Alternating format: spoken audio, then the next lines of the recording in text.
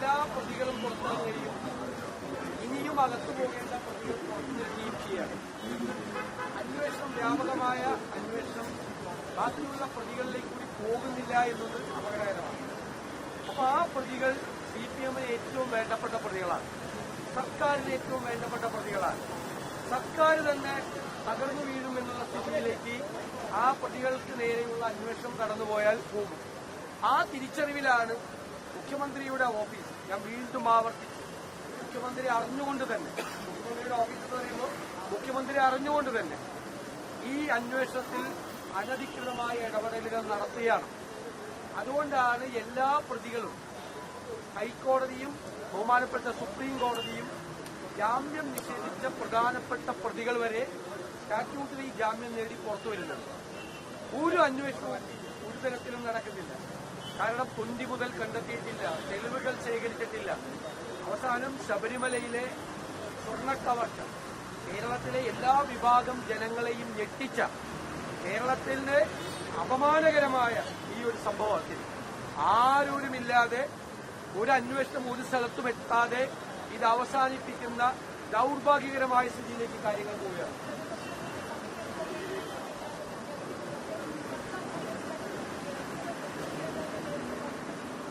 അല്ല, അത് അവർക്ക് ഞാൻ പറഞ്ഞല്ലോ, അത് അവർ എത്രമാത്രം പ്രതിപക്ഷത്തെ ഭയപ്പെടുന്നു എന്നതിന്റെ ഉദാഹരണമാണ്.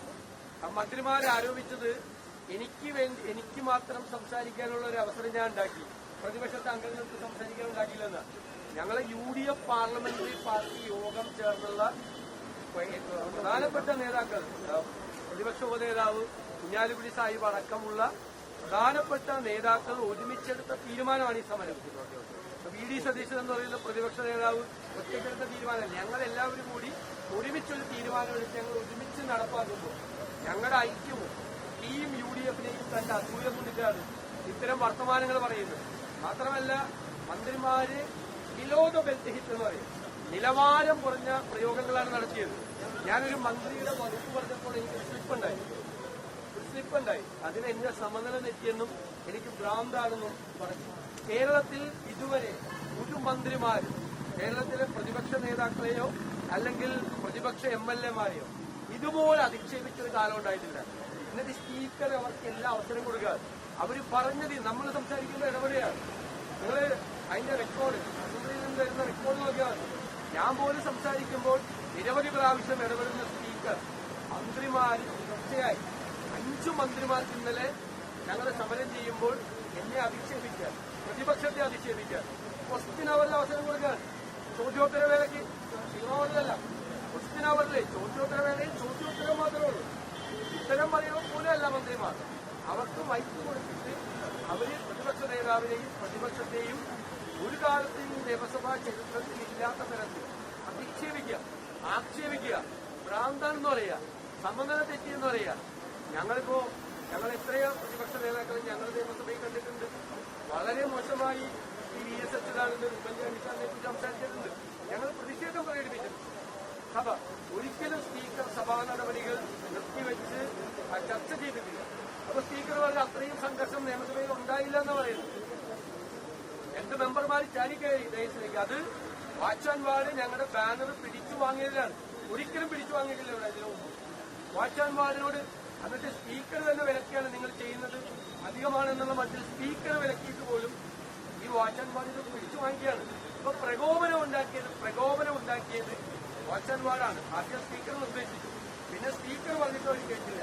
അവരിപ്പോ ഞങ്ങൾ സമാധാനപരമായിട്ടല്ലേ സമരം നടത്തി 5 കൊല്ലം പൂർത്തിയാകുമ്പോൾ ഞങ്ങൾ എന്ത് അക്രമമാണ് നിയമസഭയിൽ കാണിച്ചിട്ടുള്ളത്? ആ അക്രമം കാണിച്ച ആളുകൾ അവിടെ ഇരുത്തിയിട്ട് തൊട്ടുപുറയിലിരിക്കുകയാണ്. ഈ പറയുന്നവരുടെ തൊട്ടുപുറയിൽ ഈ നിയമസഭാ ചരിത്രത്തിലെ ഏറ്റവും മോശമായ കാര്യങ്ങൾ ചെയ്ത ആളുകളെ കൂട്ടത്തിലിരുത്തിയിട്ട് അവർ പറയുമ്പോൾ അത് കേരളത്തിലെ ജനങ്ങൾ കാണുന്നില്ലേ?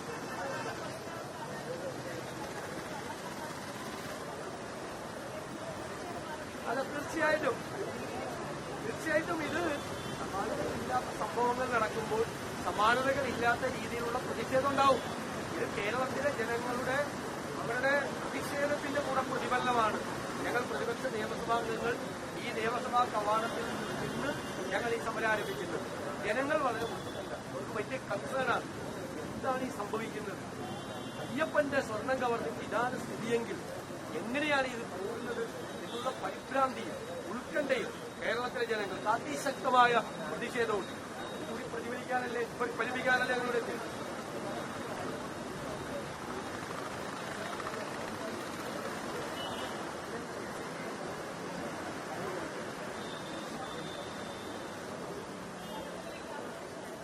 അല്ലല്ല, അവിടുത്തെ വേറെ കോടതി അങ്ങനെയല്ലല്ലോ പറഞ്ഞത്. വേറെ കോടതി അവിടെ പറഞ്ഞിട്ടുണ്ടല്ലോ. ഞാൻ ഏത് കോടതിയല്ല, ഹൈക്കോടതിയല്ലേ. മുഖ്യമന്ത്രി എന്ന് പറഞ്ഞത് വേറൊരു ഹൈക്കോടതി ജഡ്ജി തോന്നിയതുപോലെ പറഞ്ഞാണ്. അത് സുപ്രീം കോടതി പറഞ്ഞല്ലോ. സുപ്രീം കോടതി ഇതിനേക്കാൾ മീതല്ല സുപ്രീം കോടതി പറഞ്ഞില്ല. പിന്നെ ഞാൻ വളരെ സിമ്പിളായിട്ട് ചോദിക്കട്ടെ, 90 ദിവസമായിട്ട് ഒരു പ്രാഥമിക കുറ്റപത്രം പോലും എന്തുകൊണ്ട് സമർപ്പിച്ചു? 90 ദിവസത്തെ അന്വേഷണം. ഒരു കൊലക്കേസ്, ഇതിനേക്കാൾ പ്രമാദമായ കേസും വലിയ രേഖകൾ തപ്പിയെടുക്കേണ്ട കേസും ഒക്കെ കേരളത്തിലുണ്ടായിട്ടുണ്ടല്ലോ. അപ്പോഴേക്ക് പോലീസ് 90 ദിവസം കഴിഞ്ഞിട്ട് ഒരു പ്രിലിമിനറി കുറ്റപത്രം, പ്രാഥമിക കുറ്റപത്രം പോലും എന്തുകൊണ്ട് SITക്ക് കൊടുക്കാൻ കഴിഞ്ഞില്ല? അത് കൊടുത്തിരുന്നെങ്കിൽ ഇവര് പുറത്തിറങ്ങുമോ? ഇവര് പുറത്തിറങ്ങി ഒരു തെളിവും കിട്ടിയിട്ടില്ല ഇതുവരെ. അതായത് കുഞ്ചു മുതലടക്കമുള്ള സാധനങ്ങൾ കിട്ടിയിട്ടില്ല. കോടീശ്വരന് വിറ്റു എന്ന് പറയുന്നത് എവിടേക്കാണ് വിറ്റതെന്ന് കണ്ടുപിടിച്ചിട്ടില്ല. കാരണം കണ്ടുപിടിച്ചാൽ വേറെ പ്രതികളും കൂടി ക്യൂവിൽ നിൽക്കുന്ന പ്രതികളെ കൂടി അറസ്റ്റ് ചെയ്യേണ്ടി വരും. അതുകൊണ്ട് അന്വേഷണം അങ്ങോട്ട് പോകുന്നില്ല. അതാണ് കേക്ക്, ഞാൻ പറഞ്ഞ കേക്ക്.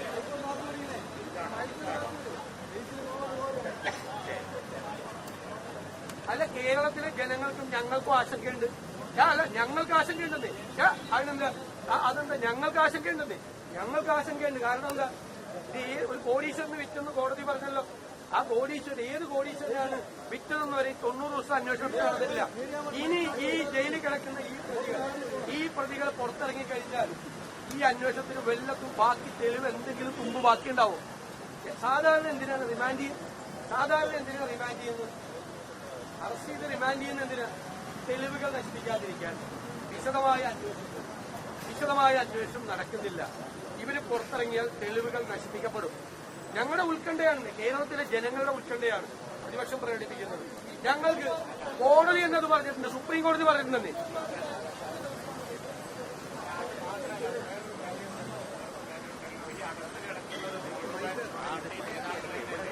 കോടതി വിധിയുടെ കച്ചിത്തുരുമ്പിൽ പിടിച്ച് തൂക്കുന്നത് എന്തിനാ?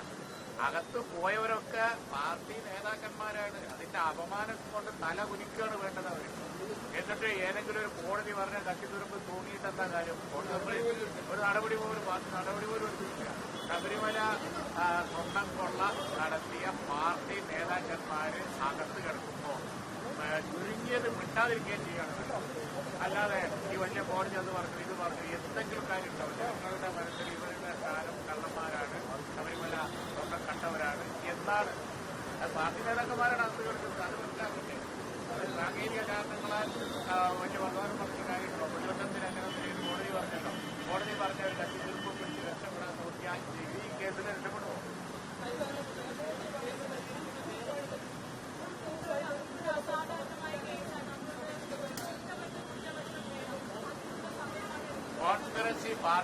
കോൺസ്പിറസി പാർട്ട് വന്നിട്ടില്ല. കോൺസ്പിറസി പാർട്ട് വരണമെന്നുണ്ടെങ്കിൽ അതിന്റെ പോയിട്ടില്ല.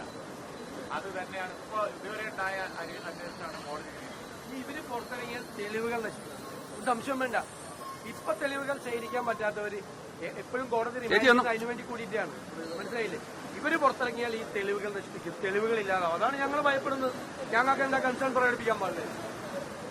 ഇല്ല, കഴിഞ്ഞ ആഴ്ചയല്ലേ മറ്റേ പത്മകുമാറിന്റെ ആ തിരുത്തിയത്, രേഖകളിൽ തിരുത്തിയതിന്റെ ഫോറൻസിക് എടുത്തത് എവിടെ പോയിരുന്നു? എവിടെ പോയിരുന്നു? ഒന്നും ചെയ്യുന്നില്ല. കാരണം ഏത് സ്റ്റെപ്പ് എടുത്താലും അടുത്ത പ്രതികളിലേക്ക് വരും, പ്രധാനപ്പെട്ട പ്രതികളിലേക്ക്. അവരെ രക്ഷപ്പെടുത്താൻ വേണ്ടിയിട്ടാണ്. ഈ തെരഞ്ഞെടുപ്പ് കഴിയുന്നവരെ ഒന്നും നടക്കാൻ പോകുന്നില്ല. കാരണം തെരഞ്ഞെടുപ്പിന് മുമ്പ് അന്വേഷണം നല്ല രീതിയിൽ മുന്നോട്ട് പോയാൽ CPM-ന് ഒരുപാട് മറുപടി പറയേണ്ടി വരും. ഒരുപാട് പ്രധാനപ്പെട്ട ആ നേതാക്കൾ അകത്തു പോകും. അതുകൊണ്ടാണ്